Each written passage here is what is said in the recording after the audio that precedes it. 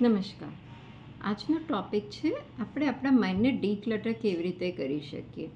C, આપણે બજારથી શાકભાજી લાવીએ છીએ, બરાબર? હવે એ શાકભાજી આપણે તો સારી સારી વીણીને જ લાવતા હોઈએ છીએ, તો પણ જેમ કે કોબીજ છે કે ફ્લાવર છે કે બીજું કોઈ પણ છે, પાલક, મેથી એન્ડ ઓલ દેટ, તો એમાં અમુક અમુક લીવ્સ એવા હોય છે જ કે જેને આપણે હટાવવા પડે. તો એ આપણે હટાવી અને પછી બાકીની સારી શાકભાજી ફ્રીજમાં મૂકતા હોઈએ છીએ, કારણ કે એ જે નાના નાના પાંદડા છે કે જે ઓલરેડી કરમાઈ ગયા છે કે સડવા લાગ્યા છે, એ બીજાને પણ બહુ જલ્દીથી ખરાબ કરી શકે એમ છે. તો એ અવોઇડ કરવા માટે આપણે જેવું પણ શાકભાજી લાવીએ તો એને જોઈ અલગ કરી અને સારી વસ્તુ અંદર મૂકીએ છીએ અને બાકીનું ગાર્બેજમાં જવા દઈએ છીએ, રાઈટ? તો હવે જ્યારે ભગવાને આપણને પણ માઇન્ડ આપ્યું છે ને એમાં એક ફિલ્ટ્રેશન પણ આપ્યું છે, એ ફિલ્ટર કરવાની શક્તિ આપી છે કે કઈ વસ્તુ આપણે અંદર રાખવી અને કઈ વસ્તુ બહાર કાઢી દેવી. તો પણ આજકાલ આપણે બધા બહારનો દરેક ગાર્બેજ આપણા માઇન્ડમાં ઘુસાડતા હોઈએ છીએ. કેમ? એ ટોટલી આપણને પોતાને જ અફેક્ટ કરે છે ને આપણે દુઃખી થઈએ છીએ અને પછી આપણે એક પેટર્ન બની જાય છે એઝ અ વિક્ટિમ કે યસ, મારા જીવનમાં તો બહુ દુઃખ છે. એ તમને 4 જણાને કહીને જે સિમ્પથી મળે એ વસ્તુ બી પછી ગમવા લાગતી હોય છે ને આવી રીતે આખું એક સર્કલ સ્ટાર્ટ થઈ જાય છે. તો એ ફિલ્ટ્રેશનનું કામ કરો, ઉપયોગ કરો. અને જરૂરી નથી કે કોઈ કે તમને કોઈ એવા શબ્દો કહ્યા કે તમારી જોડે એવું કંઈ વર્તન કર્યું તો એને તમારા મનના ઊંડાણ સુધી લઈ એને રોજ વાગોર્યા કરવું કે યાદ રાખવી કે 6 મહિના પહેલાં, વર્ષ પહેલાં કે 10 વર્ષ પહેલાં કોઈ કે મને આમ કેમ કહ્યું, આવું જ કેમ કર્યું, આવી રીતે કેમ કર્યું, અને એ પછી બીજા 4 જણાને કહેવું. આ વસ્તુને સ્ટોપ કરો. કારણ કે દેખો, પ્રકૃતિનો એક નિયમ છે.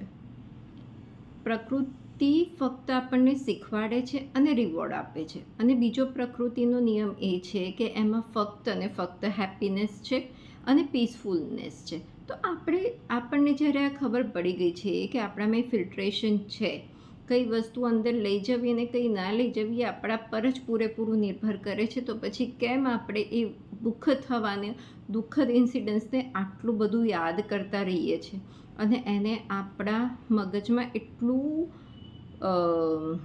પાક્કા રીતે અંદર ઇન્સ્ટોલ કરી દઈએ છીએ કે પછી કાઢવું વધારે મુશ્કેલ થઈ જાય છે. કારણ કે જે વસ્તુ રિપીટેડલી તમે સાંભળો, બોલો કે વિઝ્યુઅલાઇઝ કરો એ તમારા આરઆઈએસમાં જતું રહે છે અને આરઆઈએસમાં ગયેલી વસ્તુ તમને રિપીટેડલી એ જ સિચ્યુએશન આપવાની છે. એટલા માટે અગર તમે કોઈ એક પર્ટિક્યુલર ઇન્સિડન્ટ્સને નથી ભૂલ્યા તો એના રિલેટેડના મલ્ટિપલ ઇન્સિડન્ટ્સ તમારા જીવનમાં થતા રહેશે અને ધેન યુ વિલ ફીલ કે બધા લોકો મારી જોડે આવું કરે છે. પણ એમાં એ લોકોનો વાંક નથી. It is just your fault કે તમે એ એકવારના પર્ટિક્યુલર ઇન્સિડન્ટ્સને હજી સુધી મગજમાંથી નથી કાઢ્યો. તો એને કાઢો. કેવી રીતે? ફર્ગિવનેસ કે ભાઈ આ જે પણ પર્ટિક્યુલર ઇન્સિડન્સ થયો એ થઈ ગયો, પણ હું એને દિલથી માફ કરું છું. અને આ વર્ડ રોજ બોલો, આ પ્રેક્ટિસ રોજ કરો. મારો ડિટેલ્ડ હોઓપોનોપોનોનો વિડીયો પણ છે, તમે એ પણ જોઈને પણ કરી શકો છો. અધરવાઇઝ ડેલી તમે જસ્ટ આ બોલો કે હું એ વ્યક્તિને મન, કર્મ, વચનથી દિલથી માફ કરું છું. રોજ દિલથી બોલો અને એ વિઝ્યુઅલાઇઝ બી કરો કે તમે માફ કરી રહ્યા છો, હવે ભૂલી રહ્યા છો and now you are moving on. આ વસ્તુ રોજ પ્રેક્ટિસ કરશો તો ડેફિનેટલી તમારા મનમાં ચેન્જીસ આવશે. અને એની સાથે સાથે એક બીજી વસ્તુ કરો, તમારા બ્રીધિંગ ઉપર ધ્યાન આપો. જ્યારે પણ તમને લાગે કે ફરીથી એ વાત, વસ્તુ, ઇન્સિડન્સ તમને યાદ આવી રહ્યો છે અને હર્ટ કરી રહ્યો છે, તો એ વખતે અંદર જતા શ્વાસ અને બહાર જતા શ્વાસ ઉપર ધ્યાન આપો. તો મુમેન્ટ તમે એ શ્વાસ ઉપર ધ્યાન આપતા થશો તો તમને એ ઇન્સિડન્સ યાદ તો આવશે પણ એટલો અફેક્ટ નહીં કરે. આ ડેલી પ્રેક્ટિસ તમે શરૂ કરશો તો એક મોમેન્ટ એવો આવી જશે કે તમે ફક્ત ઇન્સિડન્સને દ્રષ્ટાભાવથી દેખશો. મતલબ અત્યાર સુધી શું થતું હતું કે એ ઇન્સિડન્સ યાદ આવતાની સાથે તમારામાં ફિલિંગ્સ, ઇમોશન્સ, એંગર, હેટ્રેડ ના આવતા હતા, રાઈટ? હવે પછી જ્યારે તમે આ બ્રીથિંગ એક્સરસાઇઝ સ્ટાર્ટ કરશો તો તમે એને એક જસ્ટ મૂવીની જેમ જોતા થશો. કે આપણે થિયેટરમાં મૂવી જોઈએ છીએ તો કેવું આપણે જસ્ટ બેસીને જોઈએ છીએ, બિકોઝ આપણને ખબર છે કે રિયાલિટી નથી, આપણે જસ્ટ એને જોઈએ છે.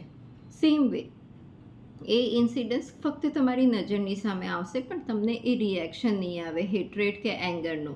આ વસ્તુ ધીરે ધીરે ડેવલપ થશે, પણ થશે નક્કી છે. અને આ સિવાય પણ જો તમારા જીવનમાં એવું કંઈ દુઃખ છે કે દેટ યુ વિલ ફીલ કે you can't share with any one else, because આજકાલ શું છે કે આપણે આપણા મનમાં એટલા બધા દુઃખ ભરીને બેઠા હોઈએ છીએ અને થતું હોય છે કે શેર કોની જોડે કરીએ, કારણ કે પેરેન્ટ્સ એજેડ છે તો ભાઈ એમને કહીને દુઃખી નથી કરવા, બીજું કોઈ એટલું નિયર એન્ડ ડિયર વન છે નહીં કે જેની જોડે અમે શેર કરીએ. તો definitely you can share your problems, અને મારીથી બનતું હું બેસ્ટ જે પણ મારા મુજબ હશે એનું I will try my best two resolve that. તો આપ definitely you can contact, my contact details are in description. તો સૌથી બેસ્ટ છે ફોરગિવનેસ એન્ડ બ્રીથિંગ. આ બે વસ્તુ શરૂ કરો અને તમારા માઇન્ડમાં જે પણ છે ગાર્બેજ ભર્યો છે કે જે વસ્તુ આપી બધી જ વસ્તુ તમે તમારા ઉપર લઈ લીધી છે એ બધી જ વસ્તુને તમે કાઢી શકો એમ છો, અને એ નીકળી પણ જશે. અને after that your life will be like it will be totally different. તમે તમારું પોતાનું જ ડિફરન્ટ વર્ઝન જોઈને ખુશ થઈ જશો. જરૂર છે ફક્ત એ મનમાં પડેલા ગાર્બેજને બહાર કાઢવાની, અને એ પોસિબલ છે. ફક્ત અને ફક્ત થોડું કોન્શિયસ અવેરનેસ, માઇન્ડફુલનેસ, કે તમે જે વિચારી રહ્યા છો એના ઉપર ધ્યાન આપો કે તમે શું વિચારી રહ્યા છો, અને વિચારો કે ભાઈ આ વસ્તુ મારે નથી વિચારવાની, એને મારે ફક્ત એક દ્રષ્ટાભાવથી જોવાની છે, એના ઉપર મારે રિએક્ટ નથી કરવાનું.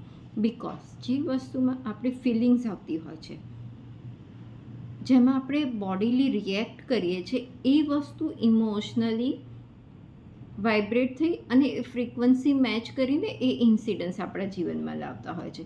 તો હવે કન્ટિન્યુઅસ તમે તમારા બેડ ઇન્સિડન્ટ્સ જ વાગોર્યા કરો છો, એની ફિલિંગ્સમાં અંદર ઉતરો છો, તો એ રિપીટેડલી તમારા પાસે એક નહીં તો બીજી રીતે એવી જ સિચ્યુએશન્સ આવશે. તો આને તમારે રિપ્લેસ કરવાની છે હેપી સિચ્યુએશન્સથી. હેપી અને પીસફુલ સિચ્યુએશન્સ આવશે જેટલું વધારે તમે તમારા માઇન્ડફુલનેસ, તમારી બ્રીધિંગ પર ધ્યાન આપશો, એટલું વધારે તમે એમાંથી દ્રષ્ટાભાવ પર જતા થશો. તમે એક ફક્ત એને એક ભાઈ મૂવી ચાલી રહી છે ને હું જોઈ રહી છું, બસ એવી રીતે તમે જોતા થઈ શકો. અને આ ટોટલી શક્ય છે. It is not like that કે હું ફક્ત કહી રહી છું. આ એકચ્યુઅલમાં પોસિબલ છે. આને પ્રેક્ટિસથી તમે ડેફિનેટલી કરી શકો છો. અને આના ડિટેલ્ડ બી તમારે કોઈ આના રિલેટેડ કોઈ ડિટેલ્સ ક્વેરી હોય તો પણ તમે મને કમેન્ટ કરીને પણ પૂછી શકો છો. Definitely I will get back to you. હંમેશા પોતાના અને બીજાના માટે સારું વિચારો, કારણ કે આપણે જે દુનિયાને આપીએ છીએ તે જ અનેક ગણું થઈને આપણી પાસે આવે છે. આશા રાખું છું આ વિડીયોથી આપને પ્રેરણા મળી હશે. વિડીયો પસંદ આવ્યો હોય તો વિડીયોને લાઇક કરી અને ચેનલને સબસ્ક્રાઈબ કરજો. મને સાંભળવા બદલ અને આપનો કિંમતી સમય આપવા બદલ આપનો ખૂબ ખૂબ આભાર. ફરી મળીશું નેક્સ્ટ વિડીયોમાં.